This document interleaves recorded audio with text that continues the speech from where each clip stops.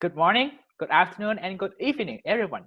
No matter where you are, welcome to the CNMS User Meeting 2020 hosted by Oak National Laboratory. My name is Nguyen, and I'm a Lehigh Senior majoring in Material Science and Engineering. Today, I'll be talking about my research in image similarity latent manifolds for materials microscopy. Specifically, I will discuss the applications of machine learning in creating image similarity projections of piezo response force microscopy images. Let's begin.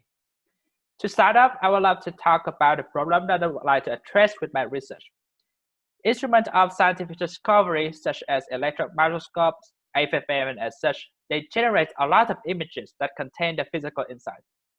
However, humans usually fail to identify the trends and correlations from the huge amount of databases.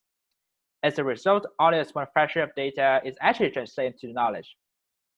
Therefore, for our research, we would like to develop machine learning algorithms to explore vast amounts of data interactively to recognize the important trends and correlations. And we're going to apply this concept specifically for microscopy images. Now, when we mention microscopy images, not only the data are important, but as well as the metadata, such as the experimental conditions and synthesis parameters. So we also would love to associate images with the metadata. Now, how do we want the artificial intelligence to help us to achieve the task? So for our research, we use a data set of 25,000 piezo response force microscopy images from UC Berkeley. And here's the schematic flow of our machine learning algorithm. Now, just a reminder, images are just pixels of numbers. We as humans, we need to tell the machines the important features so that they can group similar features together for us. Therefore, we need to tell it to create simpler representation of images, keep the most important features, also known as the activations, and then transfer those activations to manifold learning techniques such as t-SNE or UMAP to create the image symmetry projections of these features in the 2D space that will allow us to explore the simpler region. Now, let's help us visualize it. So we have images, and we're going to recess it into the required input of 224 to 24 times 3, and going to pass it on to the deep neural network to help us extract the activations.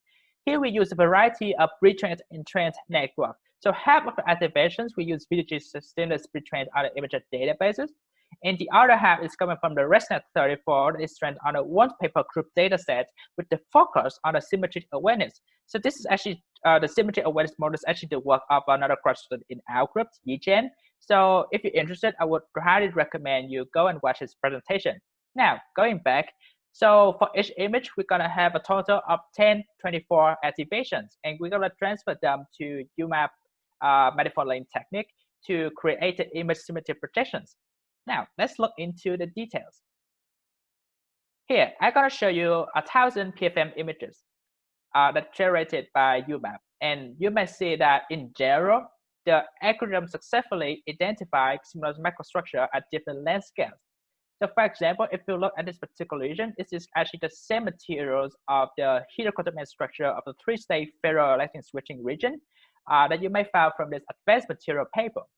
And why is this exciting? Why is this important? Because it tells us the information about the lattice parameter and the crystal structure.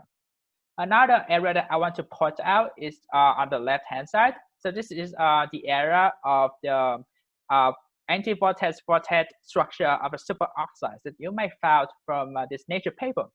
And this materials in particular has the application in memory storage. So this is also very exciting. For the remaining time, I would like to mention briefly about another highlight of my research.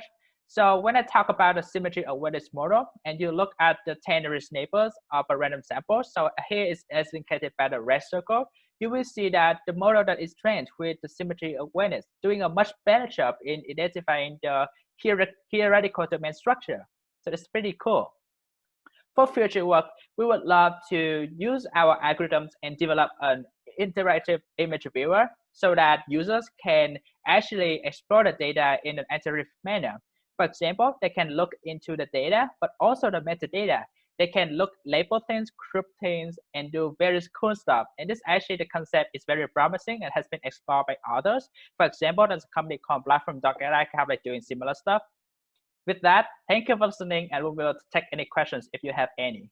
Please have a good day.